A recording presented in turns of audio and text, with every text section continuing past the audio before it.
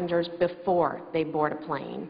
As an international effort, working with our international partners, DHS worked with the International Civil Aviation Organization, looking at a global framework for how we look at aviation security. That framework was supported by nearly 190 countries. Mr. President, I want to go ahead on this Veterans Job Corps bill.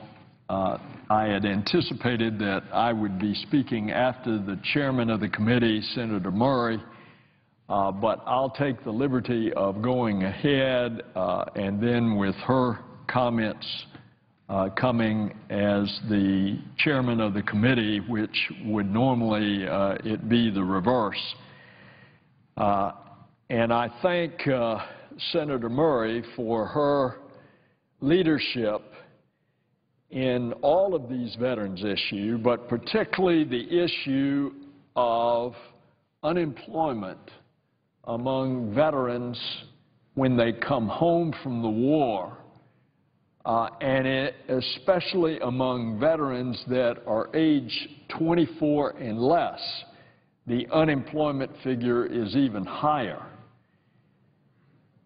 Now, it's I think appropriate on this particular day, September the 11th, 11 years ago today, the fact that those terrorists hijacked the 4 commercial airliners, causing the crash at the World Trade Center, at the Pentagon, and in a field in Pennsylvania.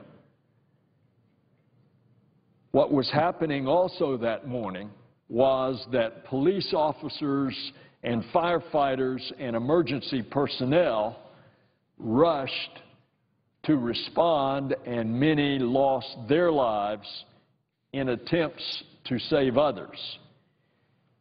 And the events of that morning mobilized American forces like we had not seen in years. One of the first mobilizations was our United States military. And they were called to serve bravely in remote corners of the globe. 11 years later, the mastermind of 9/11, Osama bin Laden, was taken down. And we now have an al-Qaeda that is severely diminished. And we are bringing our troops home from that part of the world. But, Mr. President, for the troops, when they come home, the fight is not over. There's another fight when they get back home to America. It's a different type of battle.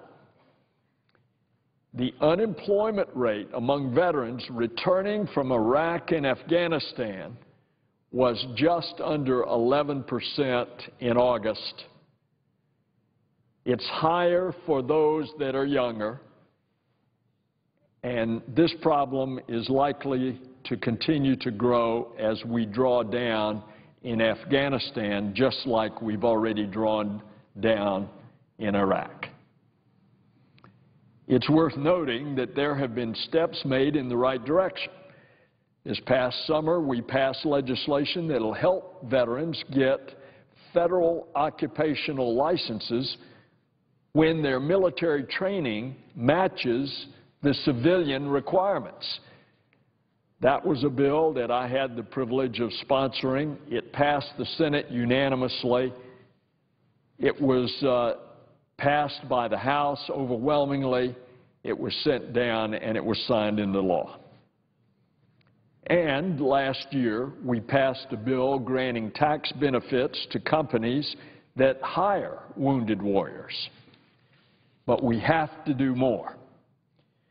So we filed this legislation that the chairman of the committee, Senator Murray, will further explain.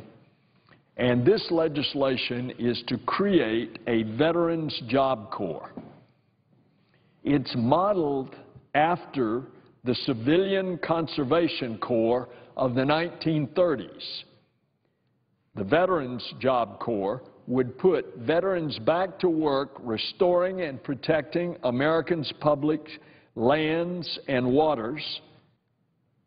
The bill would also create opportunities for veterans to serve as police and firefighters and first responders. We've had some success on this with a smaller scale project like the Veterans Fire Corps pilot program at the U.S. Department of Agriculture, which trains veterans to fight forest fires. In fact, it's been so successful that folks who run these programs say they can hardly keep trainees in the program because they're picked up for full-time employment so fast. So we're expanding this idea from this pilot study that has been so successful. We're expanding it now into the Veterans Job Corps. Now, Mr. President, 10% of this bill's money will go to hiring veterans with a specialty such as military police for civilian law enforcement and for military specialties such as a medic and firefighters for first responders. Not only will this bill help protect our communities, but the Veterans Job Corps will help address the federal maintenance backlog. The National Park Service has deferred maintenance totaling over $11 billion. This backlog has been caused by the gradual shifting of funding to the operations budgets of the Park Service at the expense of everything else. For example, at the Civil War battlefield in Fredericksburg, Virginia, a $42 million backlog in maintenance is preventing the upkeep of that vital piece of American history. Mr. President, I'm happy to say that a number of organizations have stepped forward to support this bill. The American Legion, the Military Officers Association of America, the Iraq and Afghanistan Veterans of America, the National Association of Police Organizations. All of them support this legislation. Mr. President, one of the greatest honors that I have in this job as Senator is getting out to meet and to greet current members of our military all over the globe and to thank the veterans back here at home for their service to our country. When you meet some of these folks, both young and old, they've already done the tough job. And then they come home and they have tough times as well. These folks, they're hardworking, they're highly trained, highly disciplined, extremely skilled. We need to give them as many opportunities as possible to succeed when they get back home here in America. It's up to us to stand up and stand by our soldiers, sailors, airmen, Marines, and Coast Guardsmen. I want to urge the Senate, when we vote today at 2:15, to grant the motion for cloture so that we can get on the bill and then take up this bill and quickly pass it, so that those who have fought bravely for our nation can find employment when they come home. Thank you, Mr. President. Mr. President, I yield the floor, and I would suggest the absence of a quorum. Clerk will call the roll. Mr. Akaka.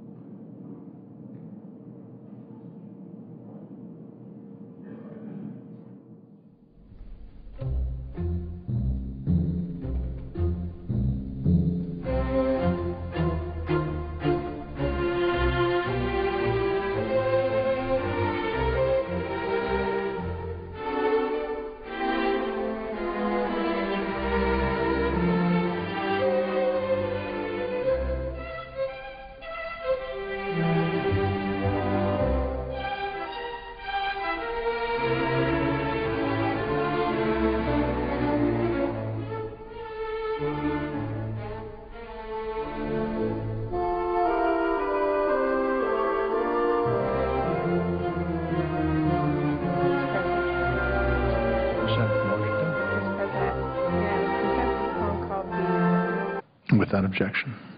Mr. President, we just heard the senator from Florida talk about the very important piece of legislation that is in front of us, and I want to thank him for being the lead on this and all the work he's put in it and the passion that he has had to make sure that our veterans in this nation have what they need when they come home from these wars.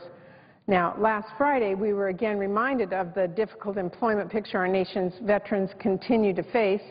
In the monthly unemployment rate for August, we saw that across the country there were 720,000 unemployed veterans.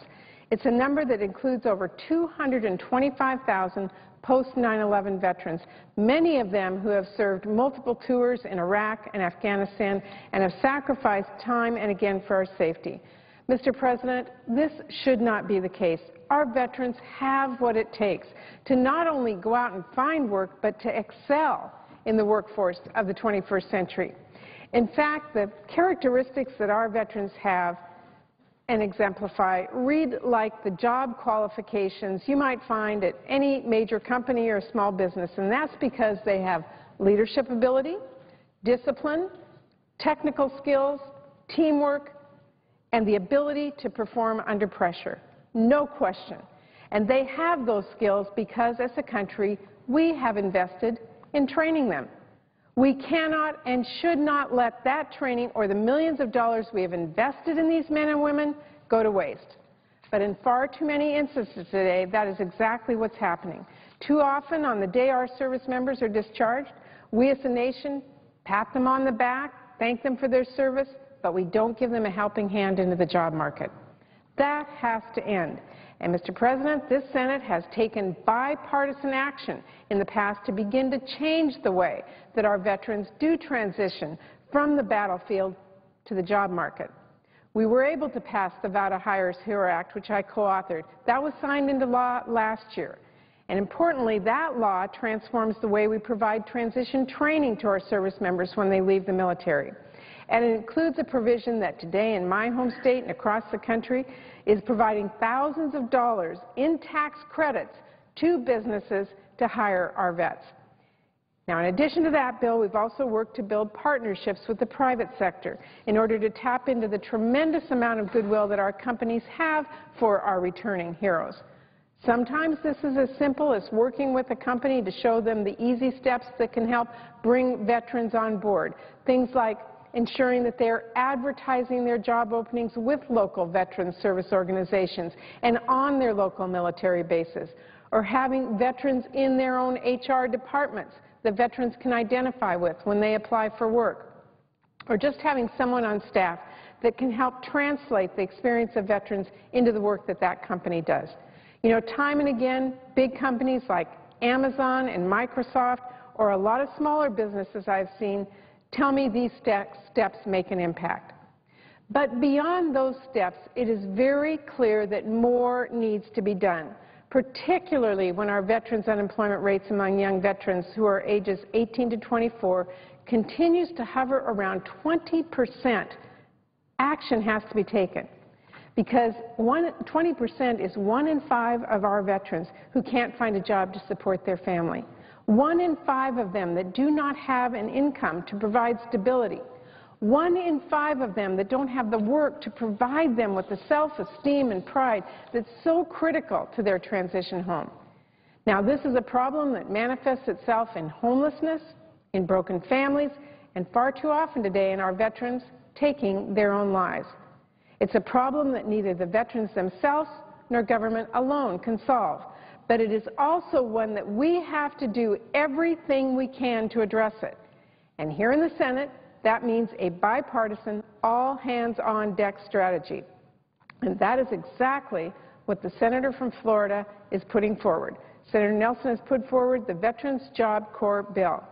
What this bill does is, over the next 5 years, it will increase training and hiring opportunities for all of our veterans who are using successful job training programs in the country. It's going to help hire qualified veterans as police officers and firefighters and first responders, by the way, at a time when 85% of law enforcement agencies had to reduce their budgets in the last year. It's going to help train and hire veterans to help restore and protect our national, state, and tribal forests, our parks, and our public lands, at a time, by the way, when we face a $10 billion maintenance backlog for our public lands. It's a backlog I have seen at home personally in my home state of Washington.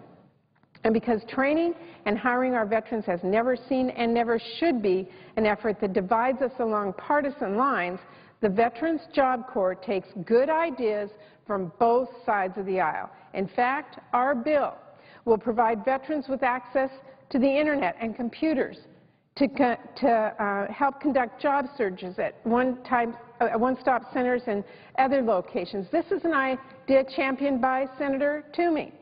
It's going to help guarantee that our rural and disabled veterans have access to veterans employment representatives. This is a bill that is championed by Senator Tester, who's chairing the Senate floor this morning, and it's a great idea, and we put it in this bill. It's going to increase transition assistance programs for eligible veterans and their spouses. That is a bill that was introduced by Senator Boozman of our committee. And it will require consideration of a veteran's training or experience gained while they're serving on active duty when they seek certification and licenses. That is a bill that's co-sponsored by Democrats and Republicans alike. This bill says all good ideas are welcome because our veterans need all the help they can get. And it's fully paid for in a bipartisan way. It's been endorsed most recently by the National Association of Police Organizations, but there are also a lot of veteran service organizations that stand behind this bill as well.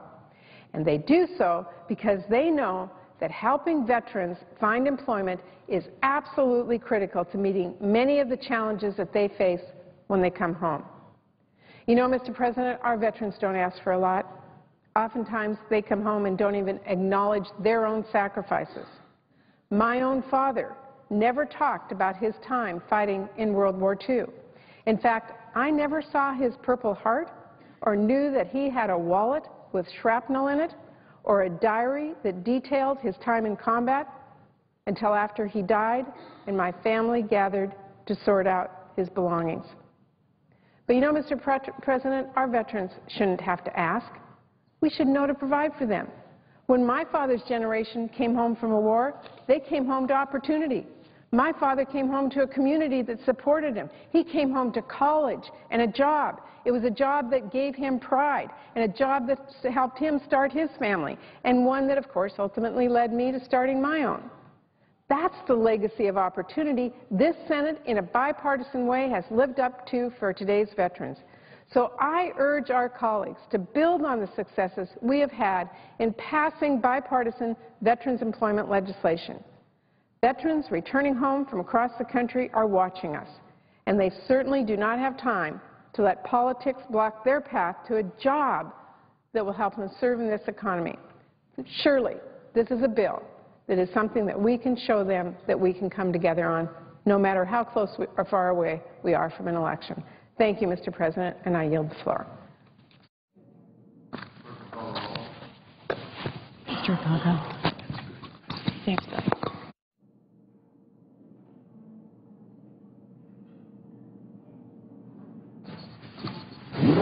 Mr. President, I ask that the quorum call be lifted. Without objection. Mr. President, I ask consent the Senate now recess until 2:15 under the previous order. Under the previous order, the Senate will stand in recess until 2:15 p.m.